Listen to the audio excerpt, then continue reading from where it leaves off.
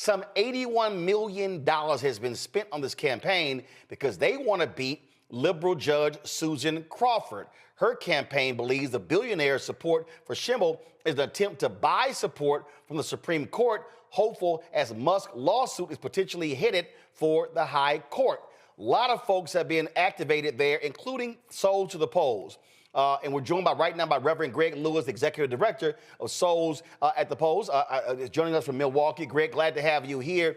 And so what have y'all been doing trying to get black folks to maximize their power and not ignore this crucial race? It's not the only race on the ballot, but this determines who controls the state highest court.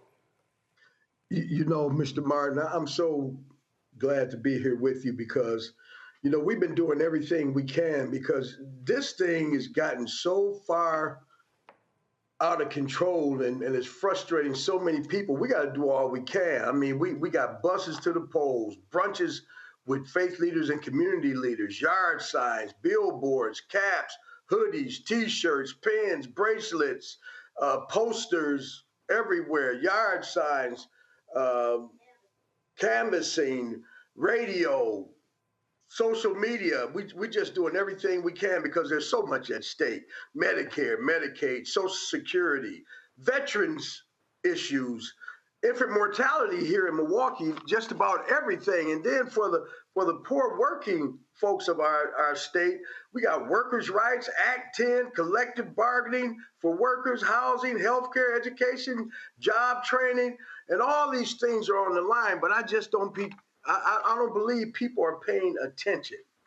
And so we just have to keep it moving, keep just telling people how important this is for them to go to the polls. And we really push absentee ballots, early voting. And now we're getting towards the end and we got to push people to the polls on April 1st. And, you know, the thing about April in Wisconsin is that, man, we could have a snowstorm. So we really push people to vote early, but we're doing everything we can just to make sure that people know there's an election, because I talk to a lot of people and I say, man, so now make sure you go vote on April 1st. It's, well, what they voting for? I'm like, what? You know, we have become so disenchanted with everything that we don't pay attention to anything. And that's why we exist as Souls to the Polls, to make sure that you know there's a vote on April 1st. And here's why this is so important. Now, Henry, go to my iPad. New York Times did a story called What 11 Black Voters Think About Trump's Action in His First Month. Many black Americans were frustrated by the Trump administration's targeting of DEI programs, but others embraced the speed at which he moved. I want to scroll down to somebody, and this is not about embarrassing somebody, but at the end of the day, she did an interview with the New York Times, and so therefore the information is public. And Greg, this bothered the hell out of me, brother, when I saw this. Keosha Wilder, 39 years old, a public school classroom aide in Milwaukee. This is what it said. Miss Wilder, a Democrat, said that she didn't vote. This is in November. She didn't vote because she believed that Mr. Trump was going to win. Now she is preparing for what she believes he will do in office. End food assistance, Social Security, and housing assistance, among other programs for the poor. I already know that everything is about to end, so I've just been trying to get myself together and look for better paying jobs, Ms. Wilder said. Racism was here before I was born, she said. The battle I choose is employment. Can we get more pay? I work in the public schools and I make $17 an hour. That is not enough. Okay, Greg, here's my problem. If you don't vote, he guaranteed to win. Like, I ain't vote because I thought he was going to win. So, you know, I remember when I was a youngster, I heard this saying by Martin Luther King Jr. He said the most dangerous thing in the world is conscientious stupidity, sincere ignorance, and conscientious stupidity. And that's where we are right now. People are just really, they're tuned out. They're not thinking. They're not focusing. You know, I guess people thinking about where they're going to get their next meal or where I'm going to live. But I think you ought to try to navigate your life through expressing yourself with others through power. And that's why we exist with Souls to the Polls. I'm like, okay, all those things are, true. And we know that we have these racism issues and bigotry and hate and all those things. But what you gonna do? Just stand there and just let the anvil fall on your head? You got to at least move. You got to at least run. Even in martial arts, they say, the the first thing you do when people attack you, your first line of defense is to run. We don't even do that anymore, Mr. Martin. We just stand there and just let things happen to us. And that's why I'm so frustrated. I always say, man, why do you keep letting things happen to you when we can make things happen for us? Here in Milwaukee, we like 42% of the population. A lot of people don't even know that we have black folks here in Milwaukee. The Hispanic community is like 18%. That's 60%. And then all the other nationalities that are here besides white folks, man, we have the power to do what we need to do, but we like Ferguson. We like Ferguson, Missouri. We just let things happen to us when we have the power to stop it, because all the things we fought for in the past, we don't take advantage of. We fought for voting rights. We fought for education. We fought for jobs. We fought to be part of unions. And now we don't even go as far as we need to go to be assured that those items that we fought for are positive in our lives. We just don't do that, and that is so mind-boggling to me. See, so I'm with you. I missed you when you were here in town because I was at Pastor Valerie's church, but I saw you later. You were great. Thank you. I appreciate it. And so, I keep making the point that I really want black people to understand that the most guaranteed way for somebody to win is if we don't show up. And if we vote, and the number I keep saying is voting at 70% of our capacity. I got questions for two of my panelists. I'm going to go to Reese first, then Nola. Reese, what's your question? So much for the work that you're doing. Are there any particular voting precincts that you feel have the biggest impact if you were to, like Roland said, increase the turnout of those who are actually registered? And then if so, how are you all targeting those precincts and those voters? And Souls to the Polls, we really target our churches. So I have about 406 pastors on a roll.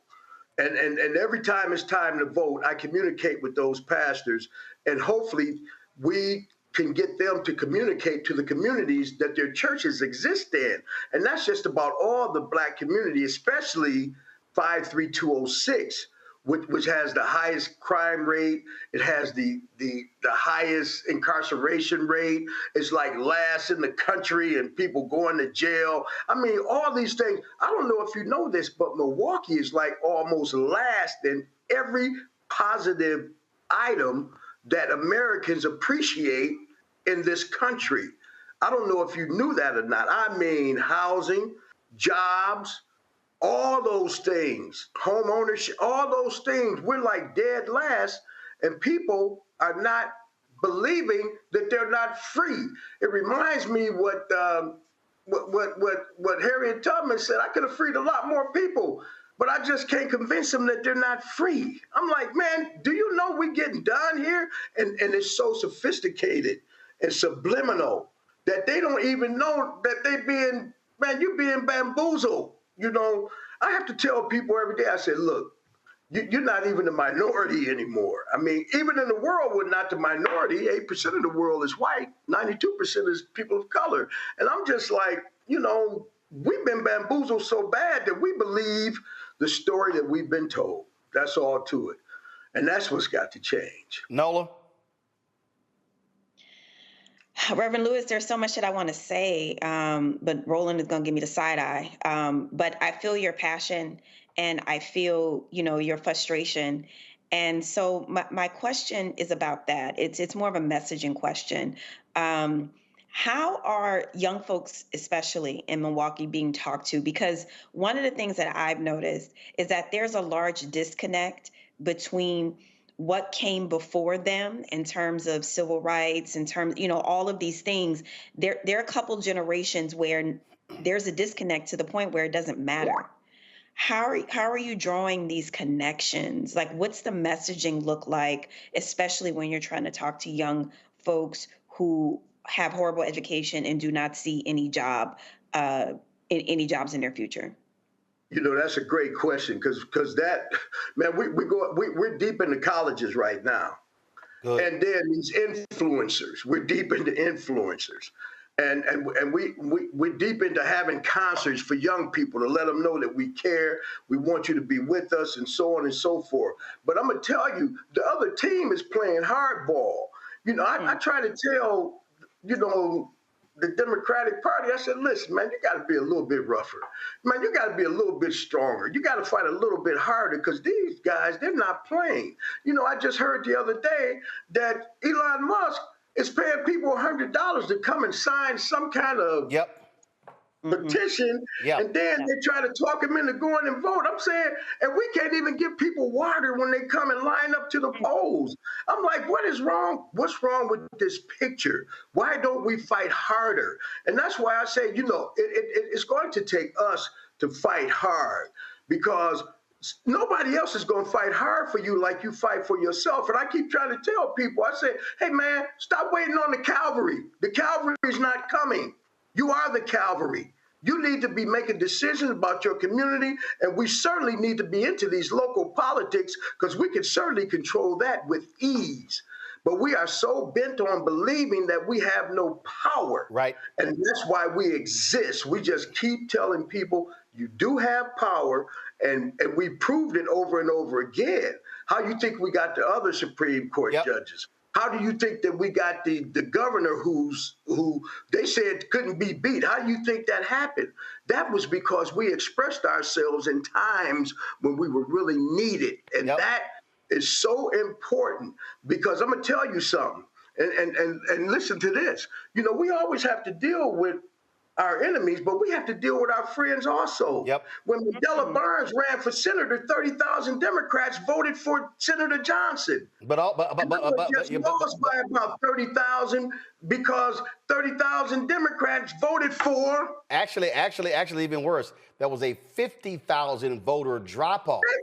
That was a 50,000. Look, I know it well. It was a 50,000 voter drop off in Milwaukee alone from the previous election, and he lost by 30,000 votes. Right. The point that you made about Elon Musk, go to my iPad, Henry.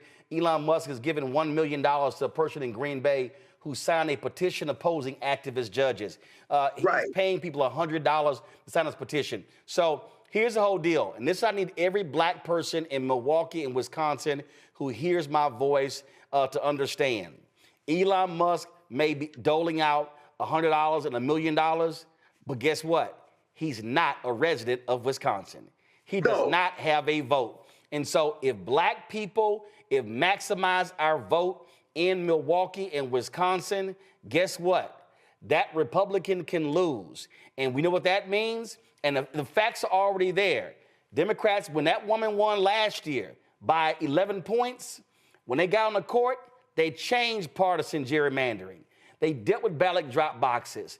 They restored powers to the governor that people voted for. And so I need black people to understand. And see, some of y'all simple Simons, this ain't about shilling for Democrats. It's saying who stands with folk who are going to advance an agenda that black folks support. Earlier, Greg, you may have missed the top of the show that the Trump MAGA folks stopped a racial discrimination lawsuit in Texas where Texas was discriminating against black folks and others when it came to federal funds. MAGA comes in and they pull it and the case is going to be over. And so this is about advocating for black interests, and you got to say one of these folks are going to win. So this is real simple. Y'all put the photos up of the candidates.